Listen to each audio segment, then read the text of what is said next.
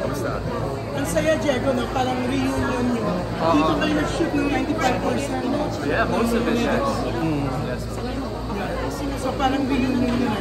Darating lahat ng mga kasama. Well, lagi naman kami nagkikita eh. So, yes and no. Pero, siguro, for this occasion, yeah, siguro. Parang reunion. So, Diego, excited ka rin na magiging TV series na yung Part 3, 16 episode. Ngayon ko lang nabalitaan. Hindi sinasabi sa inyo ni Direk? Hindi pa. Hindi ko pa nalaman. Ngayon pa lang. Na-surprise ka? I am surprised. You have my reaction on camera. 16 episode. Wow, that's a lot. Yeah. Diego, ang ganda ng interview ng nanay mo sa Pasko. Napanood mo? Hindi. Sorry. Pero alam mo, Onte. Yeah, onte. Nagpaalam daw sa sa'yo. Yeah, she told me she's going with Tito Boy, pero hindi ko pa napapanood.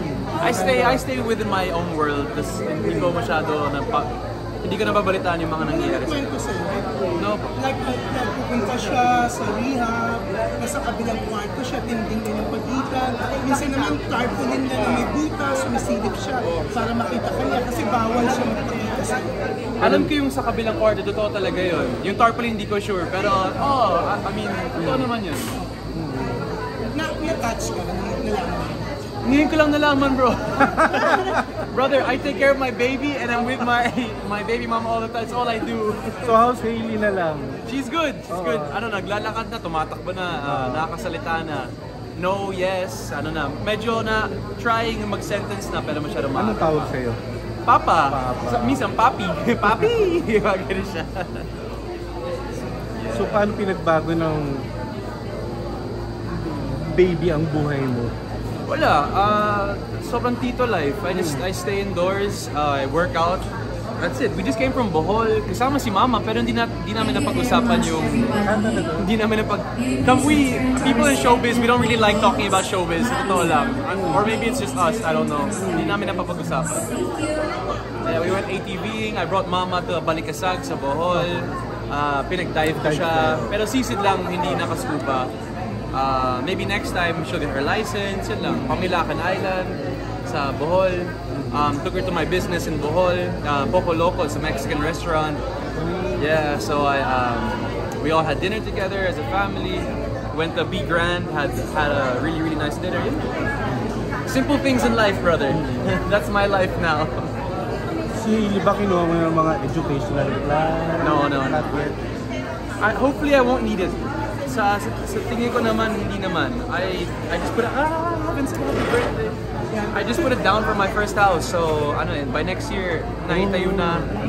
So, things are looking great. Pero Diego, kung papipiliin ka, saan mo gustong palakihin? Dito o sa Well, she's Australia? Australian, so she has that decision anytime that she wants. She can go there if she wants. Pero, since hindi ako lumaki dito, hindi ako nasanay sa Philippine culture, I'd like masanay muna siya na pagiging Pinoy bago siya lumipat sa abroad. Para yung core niya is Pinoy.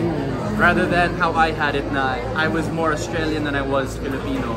And then it took my younger adolescent years to kind of get rid of the Australian and become Pinoy. Pero bumalik ka rito, ikaw pa lang may gusto, no? Yes. Apo. Pero ang baby ko 13 months na, papunta na sa 14. Galing mo ah! Ang bilis ng panahon. Ano na yung mga bago sa kanya, mga nagagawa? Yeah, yung wala nang sense yung lahat ng nabili ko sa Lazada, mga cage, kaya na niyang akyatin eh. Nakatakas na siya, she can talk already, ayaw na niya, pag bit-bit siya, gusto niya mag-lock. Isasama ko nga sana dito eh, pero masyadong agaw attention si Hailey eh, bida-bida siya eh. Tatakbo yan dyan, nakakit ng stage. Last night was Ate Mar Tulfo's birthday. Anak ni Rafi. Akala mo birthday niya eh. Siya yung bida-bida siya eh. Akit ng stage, ang dami niyang ginagawa. Kanino nagmana? Ha? Kanino nagmana? Mayayain ako, di ako yun. Si Alexis yun. Teka, Diego, itong house mo, first house mo na ikaw talaga. Yeah, building it from bottom up. Isang lugar? Commonwealth. Start. Yeah, well, yung building process hindi. Kasi ang haba pala ng proseso, no? Paglipat ng permit, building permit, tapos license. Yung land kailangan ilagay muna sa pangalan mo. Dami yung proseso. Pero bayad na. That's the important part. Congrats. Thank you guys. Thank you. Have a nice day.